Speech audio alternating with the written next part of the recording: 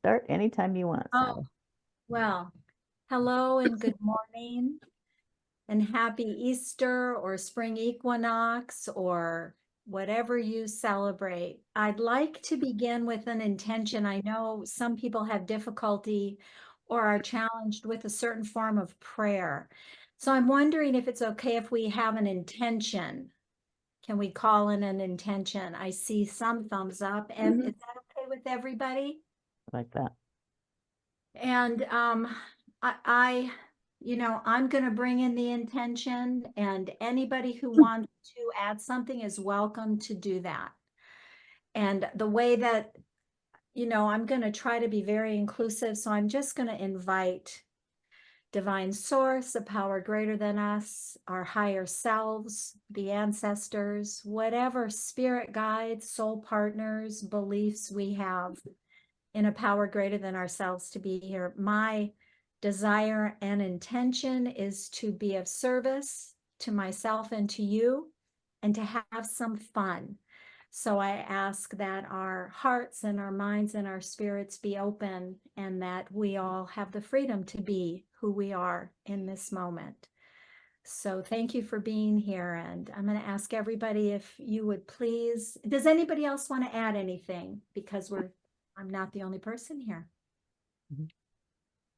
Well, my intention is to learn. Anybody else? My intention is to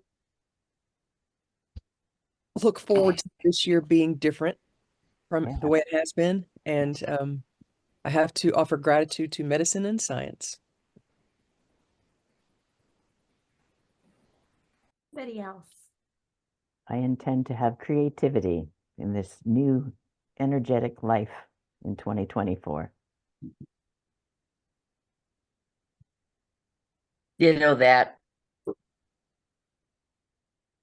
Anybody else who wants their voice included before we begin?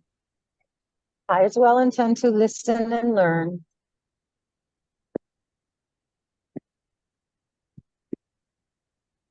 All right. Well, thank you for being open to that. Here's the moment. It's the moment of truth. I wanted to let you know my intention was just exactly what you said this morning in my morning meditation. We are totally in alignment. All right. Thank you, Charlie. Anybody else before we begin? Okay, I'm going to ask if you would please to go ahead and mute. And we're going to see what happens here. I'm very nervous. And well, let's see. So I made a Google presentation. We were going to look at the origins of our celebration called Easter. This is what we call it in the United States. So let's see. Let's see if I am sharing the screen.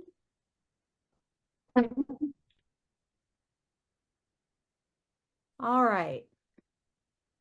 So can people see this?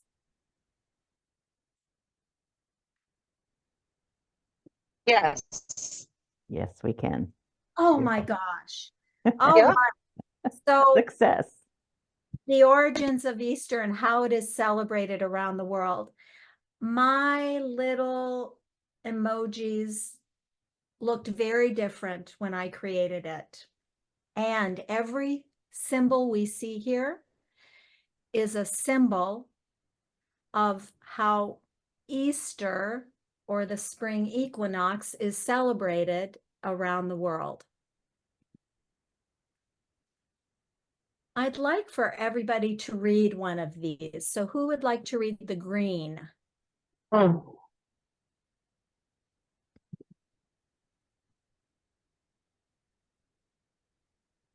read. Thank you. Ēastre is variously depicted by scholars as a fertility goddess and a goddess of dawn and light. The dawn connection could explain a linguistic link between Easter and the word east. Thank you, Carrie. And the yellow? The feast day of Easter was first a pagan holiday of renewal and rebirth. It honored the spring equinox, the season of new beginnings. The pagan goddess of fertility in spring is as Ôstara, Easter, or Ēastre. Thank you, Charlie. And the purple? If you like, I'll read it. I like- Ēastre is the pagan fertility goddess of humans and crops. Traditional colors of this spring equinox festival are green, yellow, and purple. The symbols are hair and eggs, representing fertility. Because we all know that bunnies breed like, well, rabbits. New life springs forth everywhere. So for those, if I may refer to your intentions of wanting things to be different, of wanting things to be new, this is the perfect time to set that intention. Mhm. Yeah. These are spring equinox celebrations around the world. One intention that I have is, to me, very important is to share the tradition of our heritage as well. I'm Lithuanian, and there's certain foods that we eat, and certain things. So I feel like that has gone by the wayside in many families, and for me, I want to be that grandmother that was for me. You know what I mean? For my family and my grandchildren. It's just important to understand the meaning as well as the traditional value of Easter. And I try every holiday to remind and instill that with my family. Thank you. We're going to talk more about our traditions too as we move forward. Thank you. Thank you for that. So in Japan, they celebrate the spring equinox around Easter time. Shunbun no Hai. I don't know if I'm saying that correctly. Would anybody like to read how Japan celebrates the spring equinox, what we call here in Western culture Easter?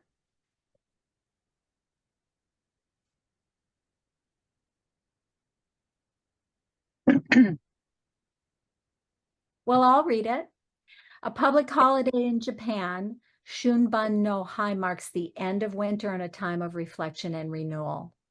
It's traditionally to honor the spirits of ancestors, visiting family burial sites, cleaning gravestones, decorating them with flowers, as well as leaving offerings of botamochi, rice balls covered with soybean paste, said to help nourish ancestors in the next life. Anybody want to read about India and Nepal? The holiday is Holi. I apologize for not reading. I'm driving, but I did want to get on service today. Glad you're here. I'll read. Thank you. You're welcome. The exact date for Holi depends on the Hindu holy calendar and changes each year, but it always falls close to the spring equinox, with the party lasting for 2 days. Hindus in India and Nepal take to the streets to throw fantastically bright colored powders and water over each other in celebration of fertility and love against a backdrop of music and dancing. Thank you. And in Thailand, who will read how they celebrate the spring equinox in Thailand? I will.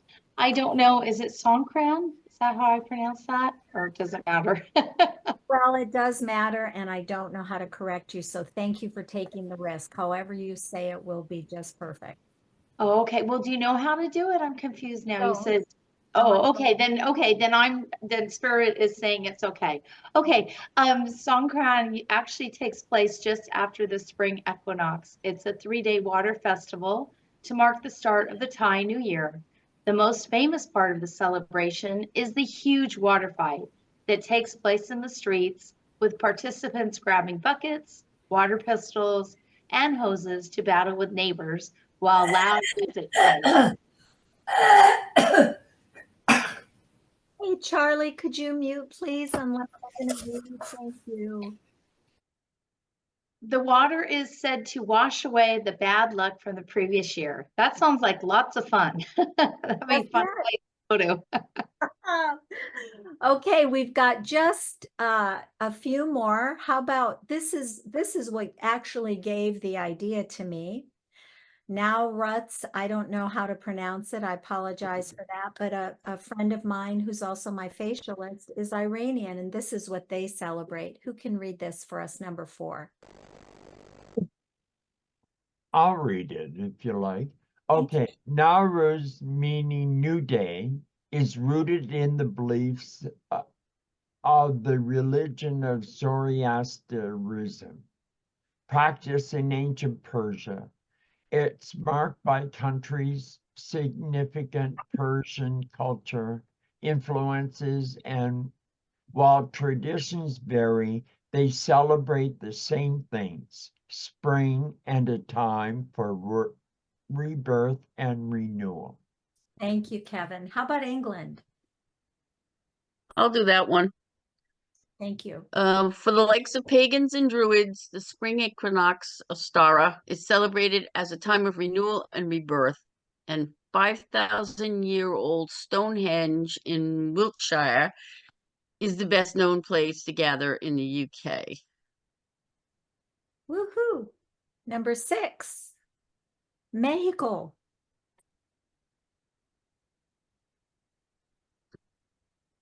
Anyone? I'll that do one it too. if you like. Oh, okay. Thank you, Charlie. Mexicans and tourists alike celebrate the new season at ancient Mayan sites. At the temple of Kukulkan of the Yucatan, a place of light and shadow, during the equinox creates the illusion of a snake rippling down the northern staircase, symbolizing the return of an ancient god to earth, said to bring hope for spring. Thank you. Poland? Poland, the drowning of Marzana. In Poland, they still observe the pagan tradition of the drowning of Marzana, the Slavic goddess and symbol of winter. On the first day of spring, people burn effigies. Dolls tend to be made from straw and ribbons, which are then drowned in a river in a bid to usher out winter and welcome spring. Thank you. We have 2 more. Who will read about Bulgaria? I will. I like reading. Sorry. Bulgaria, Martinitsa.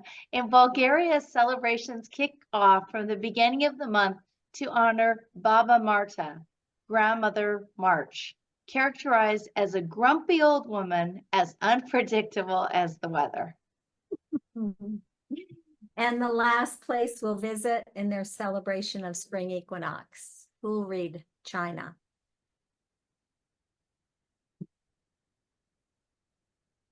China standing eggs. In China, children get involved in the spring equinox celebrations by decorating eggs and making them stand up or balance on their ends.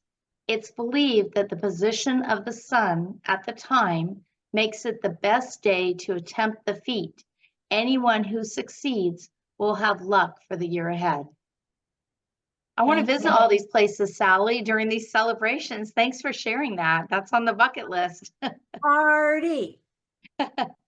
So we're going to talk about our favorite equinox or Easter memory. I'm going to stop sharing. I'm really like, wow, I did it, except for this very first Do you see all those symbols? You see the water in the center. I tried to get the people dancing and throwing water on each other. We have lots of music. We've got lots, there's a snake there. Snake is a symbol of transformation. So we have some themes. So around the world, not necessarily in the United States, but around the world, and even in the United States, I think, we had a tradition, always had a new Easter outfit. Did everybody always have a new Easter outfit? Yeah, Oh, it was- every Easter. and I grew up where winters were long, so we absolutely would celebrate spring. And we absolutely had new dresses for our, Christian Catholic tradition. And we absolutely had certain foods we ate. My mother would always make Easter bread. And I was an only child, so I always had a big, large chocolate basket with all kinds of traditions in it. So it was a wonderful tradition for a child. We didn't talk a lot about new birth, but there are some themes as people are celebrating around the world. So what from the 9 places we explored, before we talk about the traditions we would like to carry on in our lives, what are some of the themes that you heard?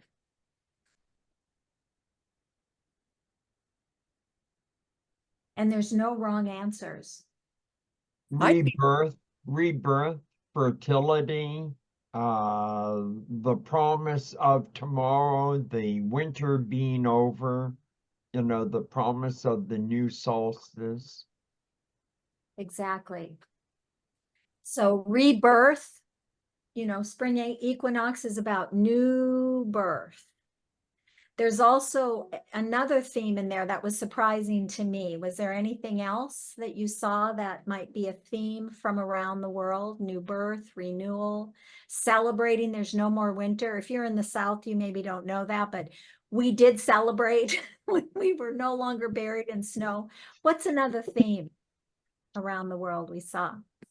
I'd be very curious of traditions in the Southern Hemisphere because they're going into winter, which I'm a little bit envious of because I am the person who does not like summer and spring. So this year, I always want to be in South America or, somewhere where it's getting ready to be winter. But I'd be curious what those traditions are. Well, in Mexico, it said they kind of hung out with the ancestors. I mean, south, like the South Pole, Southern Hemisphere. Mexico's still our same seasons as us, but somewhere like Australia or New Zealand, somewhere where it's now winter coming. Yes. Peru, Chile, places like that. Any other themes that anybody noticed? Thank you, Carrie. Well, I just noticed the theme because, and Poland, of course, and it could have been going on for centuries, but they did lose their culture for over 100 years. With there was no Poland, and I thought it was interesting how, and they kind of have that stoic attitude, like let's drown these dolls, while the other people are let's play with the let's do the water guns. It seemed like more in Asia. It was more like in India, woo, let's this light, let's throw powder at each other. So I'm curious, kind of like, is it Kari? Is it Kari or Carrie? I apologize. What she had said, like it'd be interesting to see what other cultures, compare the two. It's very interesting, Sally. Thank you for doing this. Thank you. Any other themes? I was also surprised about the water guns and the water fights, and it's being warring kind of factions. And to me, that's brought on by organized religion, which is brought on by power and the industrial age kind of evolution of man taking over. So I would rather much go back to the springtime of the beauty and the rebirth and having all kinds of new energies, not so violent. And what is water a symbol of? Water is life. I mean, the planet is 90% Emotions. water. Our bodies are 90% Yeah. water. Emotions, our body, connection to self. For me, I think water is very cleansing. I've been in rituals with women where we are, sprinkled with water, and as a way of cleansing, as a way of releasing and taking away what's no longer serving, so that we can birth a new way of being. There was also some symbols which I loved, because in the spring where I grew up, the ground was frozen usually in March. It was in May when people went to the cemetery and cleaned off the gravestones. So there is some honoring of the ancestors in spring. In many cultures, the ancestors are always present and honored. And certainly there were cultures that we reviewed that said we hang with the ancestors, the Day of the Dead with skulls. People don't understand that that's about us connecting with our ancestors. Our ancestors, our lineage is always with us. Anything else that surprised you, or you found you didn't know in this presentation? Not that I was surprised, but I did notice and appreciated that most of the parts that we read talked about the letting go of the past. So though some, I think it was Mexico, spoke about hanging with the ancestors, even holy, part of holy is clearing away and making room for the spring. So you find that in almost all of them. And I think with some in-depth, I think that's where there are similarities in all of the places we looked at, as well as others we would find. Cleansing, new life, connecting with the ancestors, maybe in a new way. So what I'd like to do now is, just because I come from a very, what do I want to say? I love my roots. I come from a huge Italian tribe. We were very Catholic. Food was very much a part of our rituals. And there are some things that I don't take from my growing up to bring into my life that I carry on for my children, or that I choose to use as a ritual or a ceremony for myself. So what I loved about Easter, I'm going to say, is we always had a meal. Italians like to eat. So we got together, we had homemade Easter bread, we had homemade ravioli, we had homemade pasta. And we got together with family and celebrated. It was also a very child-oriented holiday for us. We all had Easter baskets, and we all had candy for an extended period of time. As a teacher, it was not a great holiday for us, Halloween or Easter, because kids were hopped up on sugar. And I promise you, the next day, we knew that. So I love gathering to celebrate the seasons today in my life. I don't take a lot of candies and sugars with me. That's part of that tradition that I choose to not carry forward, to the extent that it was given to me. So who would like to share an Easter? And I have a picture of me with a muff. Does anybody know what those muffs are, women? You put your hands inside there. Yeah, I have 2 of those. Yes. Furry little muffs. And the little hat. Yes, yes. I had little patent leather shoes. I have pictures of Easter Sunday. Yes.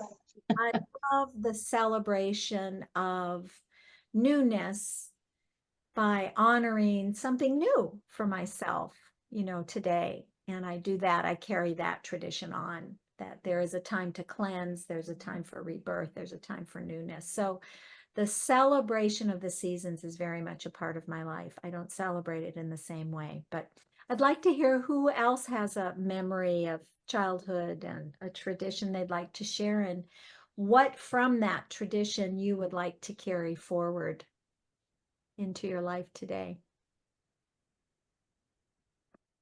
I would say for I'll me, go. it's, oh, okay. I would say No, it's go ahead. Corrine, that I just I had my two grandmothers both alive for a long time, but only when I was a child, but I did have beautiful memories with them. And the one grandmother, I automatically smell it like all of us do with those little tablets with the vinegar. And I always remember that. And then the other grandmother, from my grandfather's home country, which she wasn't from, she was from England. She always made the homemade babka bread, which is an Easter bread, which is a celebration. And then just doing the Easter egg hunts, which I did with my son for years. And it was so wonderful because I was always the one that got the weird egg that wasn't worth anything. Even my mom would say, and Ryder every time would find like the big gold egg, and get a big prize. So, but just celebrating that and just being with family, it's beautiful. So thank you for reminding me of those memories and doing those same traditions. Thank you. Thank you, Corrine. So really connecting with your lineage of grandmothers and remembering the joy and fun that you had during that season.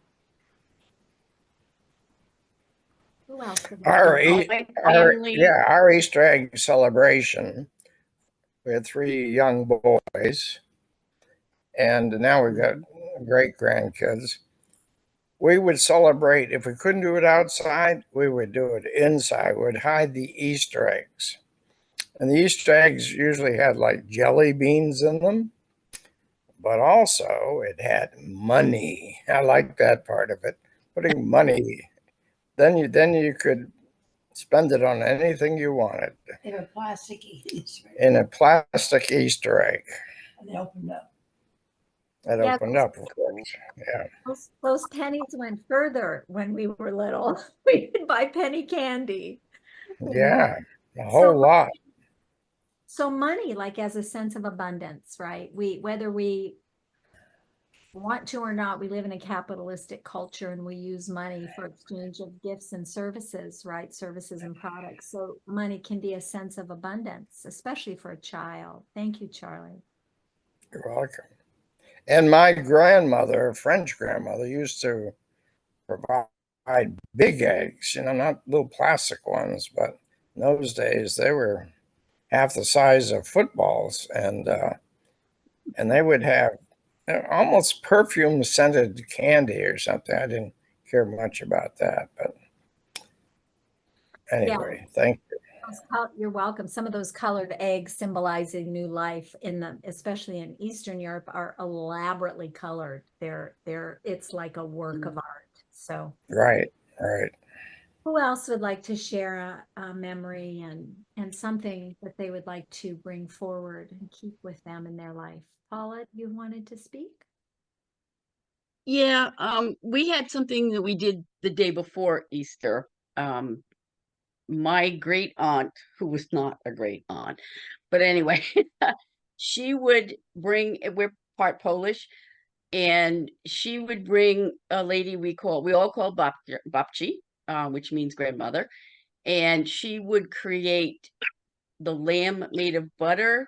We would have kielbasa and babka bread and music. We would dance polkas in her living room.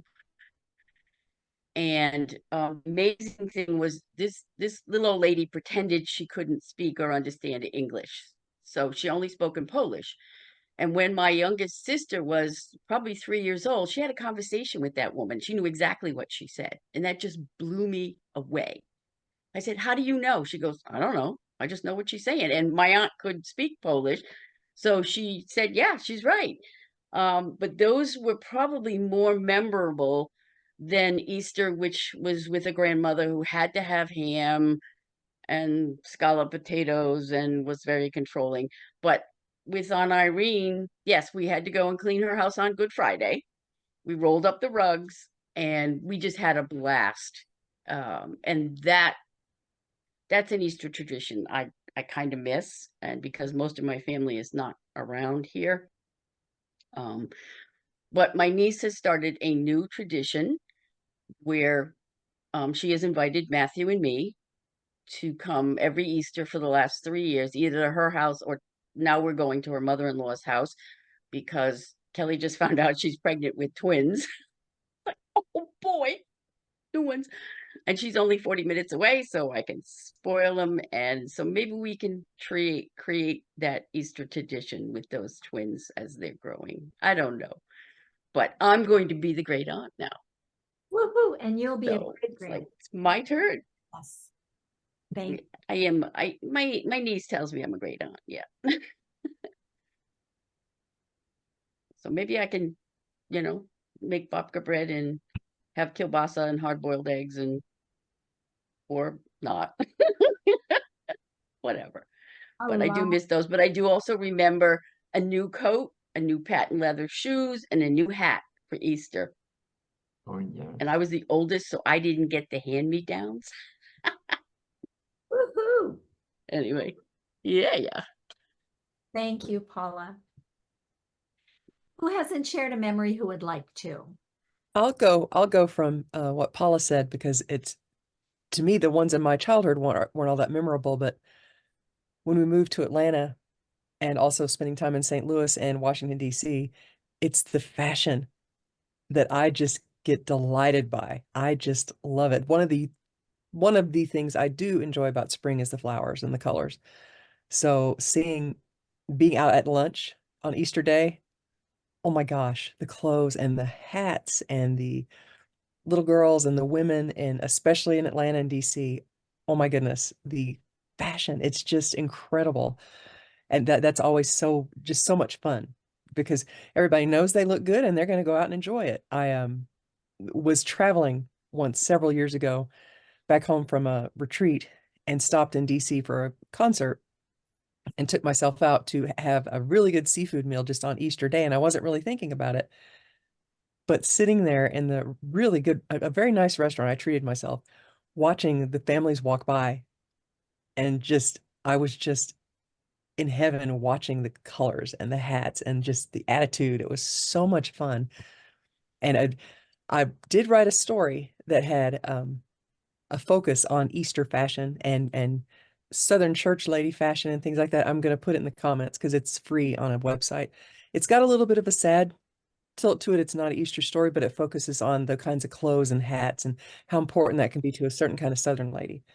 So I've got that in the notes. It's called On Choosing the Perfect Peach Dress, and it's free on a website. So I want to go ahead and share that, because that attaches to I got the Easter dress and things like that, but I didn't wear it with the same flair that the women I'm talking about do.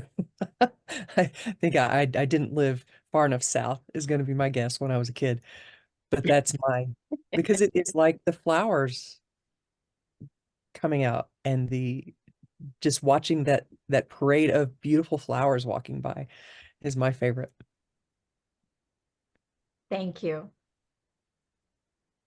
Who hasn't shared who'd like to?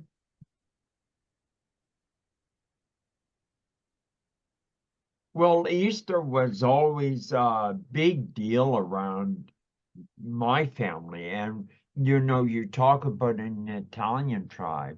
I had 18 aunts and uncles living within 2 miles of us. And every year we would exchange Easter baskets like you do at Christmas. And I'd wake up in the morning, there would be 12 baskets, full-blown baskets next to my bed from each one of the family members. And Sunday morning at church was just a parade of everybody's brand new fashion to get them through the next seasons. And it was all a celebration of winter being over. And the message of the day was resurrection, and your life was resurrecting after this winter. And so I still kind of carry those traditions over today. I make about 4 or 5 Easter baskets sometime and give them out.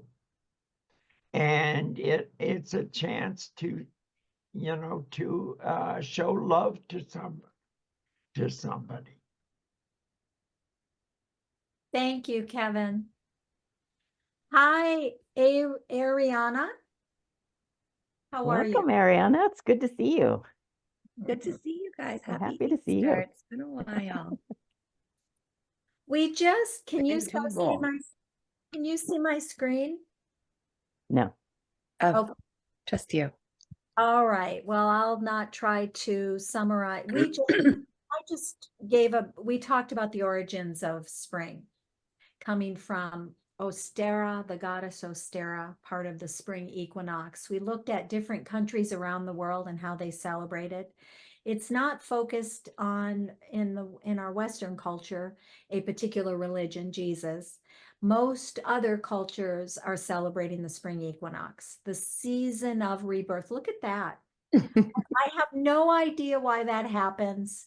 It's you'll see a thumbs up in a minute, I'm sure. But they're celebrating spring, they're celebrating winter is over, they're celebrating newness. There's some traditions that use water as kind of a form of cleansing. So we're talking about, I shared that information about 9 different countries, and then people were sharing, I do something called ancestral weaving, where I go back to my roots and I think about the traditions and ceremonies and thoughts and beliefs, right, that I was given. And I actually believe that our ancestors wait for us to give to them what belongs to them and to take forward into our lineage what we desire intentionally, what we consciously and intentionally. We leave what doesn't serve, we take what serves. So we were just talking, we were sharing memories of Easter, what it was that we really loved about it. And if there was something we intentionally choose to bring forward, we were sharing that as well. So would you like to contribute in that conversation? It's up to you. I'm trying to think. I mean, Easter, Kevin was saying too, as a child, it was like so much fun, like waiting for the Easter bunny, like waking up and having the Easter bunny there in your home. And then we'd go to church and do the Easter egg hunt, and everyone, it was a big deal to get dressed up. I remember my mother always buying me a hat and gloves and shoes and a dress. It was always so much fun. I guess like that's one thing I'll always remember is just the rebirth of spring, right? Like saying goodbye to winter when I was living on the East Coast more so. Now I'm in California, but it's pretty just rainy, I guess. But again, it's also I'm a big believer in spring and rebirth and that time. Also going through right now, we have all these eclipse seasons, new moons and everything too right now. So everything seems that it's dropping, all old is staying down, and we're coming to life again, which is a wonderful feeling. Thank you. Yvonne, did you share? No, I didn't. I grew up, but I will.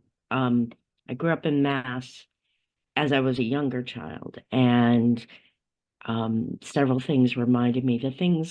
I think the first question was, what are you letting go of? I can let go of the ruffled bloomers that came up under the Easter dress. I did let go of that, but that was a big thing, very big thing. And I lived next to an Italian Catholic family, and they made me the beautiful bread with the egg inside of the bread itself, where it was like a basket, literally a shape of a basket, and that in itself I adored.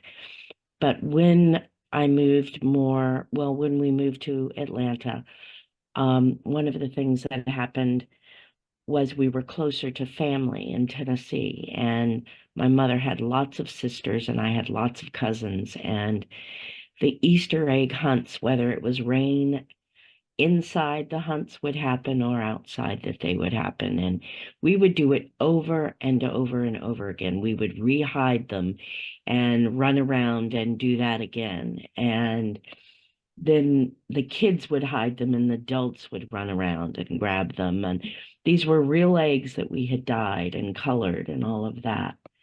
When we certainly had egg hunts when my son was growing up, and his godmother had a farm. And there were a couple of times she would bring baby chicks that had just hatched and try to pawn them off on us, but I was not into that. You could take that back to your farm. I'm not doing chickens. But I think, and as we did get a tradition, which is interesting, and that happened at the point where all the adults were just tired. They didn't want to do the big meals ourselves. And we started going to dim sum as a tradition. And then people would bring the Easter treats for the dessert for dim sum, but we would go to this restaurant and all enjoy dumplings and so forth. And I don't know, the rebirth of my new life, I don't know what that will bring. I know that today I'm planning ceremony for myself, a newness ceremony, and a letting go. It will always start with a letting go, because to bring in the new, there will be a letting go. So it just evolves as life evolves for me, and I still can enjoy the fact that I have pictures of the lace bloomers, but I don't need to go back. Yes, we support you in leaving the lace bloomers. Only if you want to. If you like lace bloomers, it reminded me of, yes, lace bloomers. Thank you. So thank you, Yvonne. So on that note, this spring equinox, this Easter has some themes of cleansing. It has some themes of letting go and making space for new life. It has some themes of celebration, really knowing that life, we are in different seasons, and this is a season to acknowledge. So if you are interested in new life, in cleansing, I've heard some people talk about that. Who isn't on occasion needing a good cleansing, a good psychic, not a bath, but a bath too, but a psychic and spiritual cleansing, right? We need to start anew. We need to let go. We need to make space for and have fun.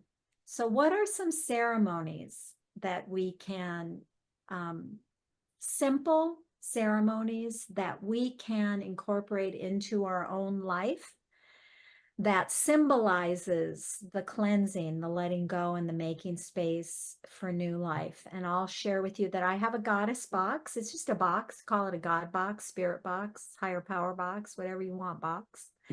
And when I have something that I'm having a hard time letting go of, I write it down and I put it in the goddess box. There's something about the ceremony and ritual of going through a little, and it's not a big action, right? It's a little action, but the ritual is important. It reminds me of growing up Catholic. You remember you used to drop a coin where the candles were. Anybody Catholic here? And you drop the coin in. It was so loud, which I loved the loud, a little kid loves a loud noise when you're supposed to be quiet. And then we would light a candle. That is a ritual with my intention for a prayer or for someone else, whatever it is. I have friends who do cold, when we go away to recertify as shadow work facilitators, there's a guy who always takes us to a creek. We're there in February, by the way. It is Georgia, January, February, but it's cold and we do a cold dip. What is that? That's a symbol of like jarring our system and beginning anew. So those are some rituals that I'm familiar with of letting go and welcoming the new. Any other rituals that you all have? Any ceremonies that you do when there's something you want to let go of and some way to celebrate some new life or new way of being? I'm a big believer in burning things. So I love writing down the things I'm releasing. Yep. And I do that, just envisioning them, releasing them and letting them go that no longer serve me, and burn them in a safe place. And then also call on the things that I want to see forward. I'm also a big believer in candle work. So I'm setting my intentions and I put it into a candle. It's just that physical thing to put it in there and say those intentions over and over again. And think, and also very grateful and thanking for things to come forth and thanking for letting things go, because they were there for a reason and they taught a lesson and they no longer serve. And I think it's very important to release and let go and smudge it out. Thank you. So burning something intentional. Anybody else have a ritual or a ceremony that they have used or are thinking of using that could, you know, release, kind of cleanse, and then welcome new? We've used sweat lodges a I lot. clean out my garden. Oh, Yeah. go ahead. Sorry. No, this Oh, goes I with the love them burning. both. Go ahead, Nikki, and then Paula. Yeah. You've got the fire keepers and you've got the water pourers and you've got the people putting the herbs on the stones and doing chanting, singing, and releasing. It's a beautiful way. And they do a cold plunge after sometimes too. A sweat lodge, one of our, blessings to our indigenous people. Yeah. Thank you. Paula. I clean out my gardens. Pull up all the dead stuff from last year, inspect what might grow, look forward to my daffodils blooming, although my neighbors bloom before mine, but that's okay. I get to enjoy mine longer. But cleaning my garden is like cleansing my spirit. Because my beds, I have raised beds, so I can stand there. I don't have to crawl around on my hands and knees anymore. My husband, bless him, made me 3 raised beds. So I have herbs growing there. I pull out the old herbs, see what's coming, what survived the winter. And then I have onion sets and potatoes that have already sprouted, waiting to go into that soil once I get it clean. And that's my springtime ritual, because I don't know, it sort of brings me back to life because I love getting dirty. And then of course I come in and take a nice long shower. But to me, to get those beds ready, to watch that new growth. I love to watch the little tiny red buds on the trees. And we have a red bud tree, which is actually purple. And I just look forward to watching that start to bloom, because it's like, yes, it didn't die again this year. It made it. No, that's my ritual. Yeah, the simple act of staying aware, right? Of noticing spring can remind us to let go and to welcome what's new. Who else has a ritual or thinks they might practice this? Here's another type of ritual is well known. It's the sweat lodge. And one of the Nikki said that. Nikki talked about a sweat lodge, but go ahead. I missed it. That's all right. What would you like to say about Well, anyway, there's a man at our church for 25 years conducted a sweat lodge on a Boy Scout property here locally once a week. And people let go of all kinds of stuff, and addictions, etc., etc. So it was a wonderful service that he provided to humanity. And the other thing I wanted to say about resurrection, in the Catholic tradition, we certainly, we covered all the statues on Friday, and because it symbolizes the death, and then Easter celebrates the resurrection. And I think another ritual you can do is called past life regression. And that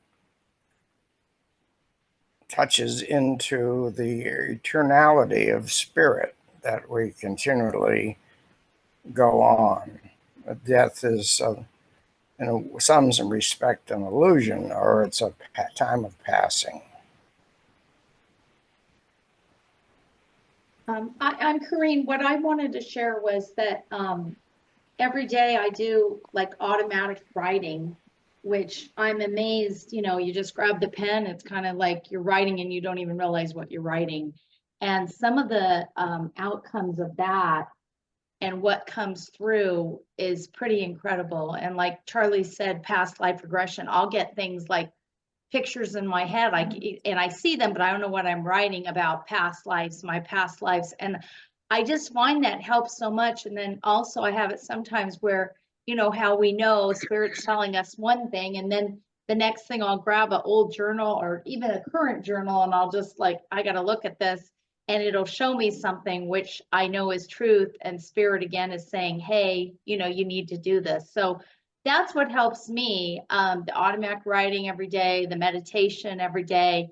I kind of, and I know all of you probably do that anyway, but I don't have specific rituals like go here, go there. I do try to go on vacation to Hawaii at least once a year because I feel like I've had past lives there, and I just feel so rooted. And this morning with the palm trees here, because I'm in Southern California on the coast, and the sun was coming through, and I'm like, oh, that reminds me of as a kid getting up at 7 a.m, going down to Waikiki right in front of the Royal Hawaiian, swimming out there in the sun, you know, that blue sky's popping out. So anyway, I really need that every day, the meditation and the automatic writing, because it's amazing what comes through for me, you know. So that's my ritual. Thank you. Thank you. Much. Who hasn't shared, who'd like to share a ceremony or a ritual that they will incorporate or try or use to help them celebrate and let go, make room, celebrate?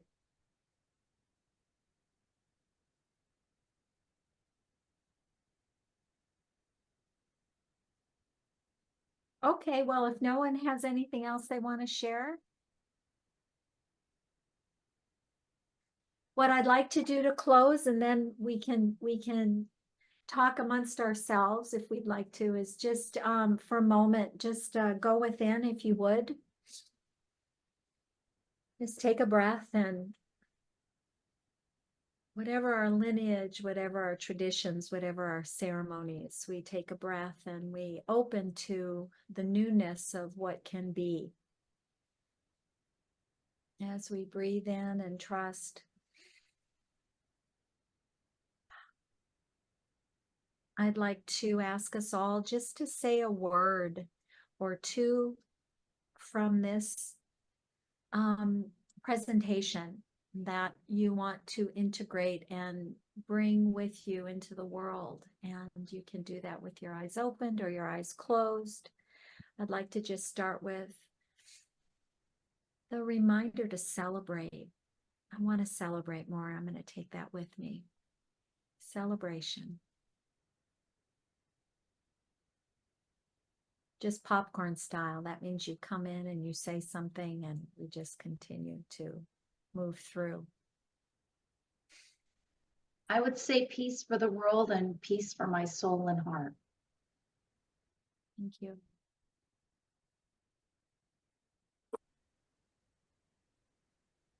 Easter's a true Gratitude for new gifts. interfaith. Kevin, would you say it again, please? And then Paula. Easter is a true interfaith ritual. You know, we all celebrate each other's rituals, even if we don't acknowledge it. Like a lot of the Catholic traditions are adopted from pagan rituals. You know, too bad the church won't acknowledge that. We would then be able to promote the interfaith aspect of different rituals around the world. Thank you, Kevin. Paula? Oh, I was just going to say gratitude for new gifts, new talents as part of the awakening with spring. Thank you. I liked the rejuvenation and looking forward to change. And I'd like to acknowledge that it's raining very hard here right now and the rain's doing its part to do renewal. And that renewal doesn't just happen at Eastertide. Renewal's available every moment of now. Thank you, God, and so it is. Thank you. Anybody else have something they want to take with them into their life? I appreciate being aware of all the different ways humans approach these natural phenomena, that different cultures and different parts of the world see an entirely different meaning, an entirely different explanation as the seasons turn, and they build their celebrations accordingly, which I love. And also being the my faith, if you want to use that word, would be more towards science. So the big thing for me coming up is the eclipse. Just the mechanics, the planetary mechanics that allow such an incredible thing to happen. That would be my big celebration this year. Just so looking forward to that. Hopefully clear skies. But the fact that every culture has seen these things differently. And I love the fact that I can see those different understandings, and I can also see the science that explains why it actually happens. So I love those combinations. Woohoo! Anybody else? I'll just say I'm looking forward to new beginnings, newness, grateful for new opportunities that are arising and moving forward.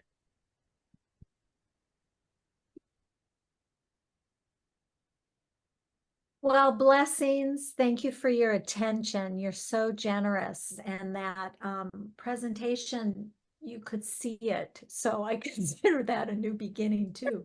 So thank you, everybody.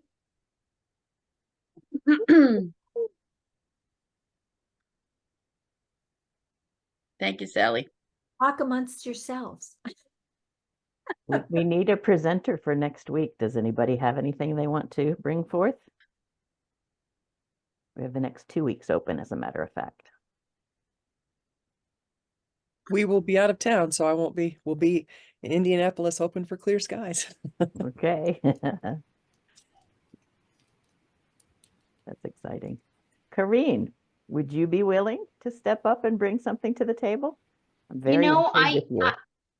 I don't know my schedule yet. I'm supposed to be going down to San Diego that coming weekend. I don't know the other one, so I apologize. Okay. But I'll try to find someone else like Jennifer soon. Thank you. That'd be great. Anybody? I can do another Reiki share. Okay. Yeah, that'd be good. Okay. And maybe Laura can come in with her singing bowls. If she's feeling up to it, sure. No If pressure. if she's feeling better. No pressure, Carrie, but I'd love to hear the science, how science and, the natural world and spirituality come together. In the eclipse. That would be the week after. That'd be possible. Maybe if Laura brings her singing bowls, we can see if Candy can bring hers too. That's good. She doesn't have them anymore. She doesn't, okay. Bobby, I had pictures of bunnies for you. Sorry? I had some pictures of bunnies. I had some pictures of bunnies for you as a symbol of fertility for you. Wonderful. Bunnies do that. Yes, they do. All Yeah, they right. Well, it was a pleasure having you back, Ariana. We've been thinking about you. Yeah, it's good to see you. Love your kitty too. Love the It's kitty good. energy. Oh yes, he's a lover for sure. Yeah, nice. Yeah. Energy. It's good to see all of you. It was nice. Sorry I was late. I didn't realize the time, and then I was, ooh. Where are you physically? I'm sorry. Right. Where are you physically? Physically, I'm in Topanga, California. For those of you, I moved over here. There's lots of changes since last time I was here. I was in Los Angeles, and I made the move here with my daughter in August, and it called us, and it's beautiful, and we're so happy here. So Beautiful. wonderful. So good. Love being in the canyon right now. It's gorgeous. Yeah. Nature called. Nice I when it wonder does when- that. Wondering when Paula's going to do a presentation on her book. Ah, that's an interesting one. Yeah, Yeah. maybe, maybe. What right. have Oh, we I got booked for?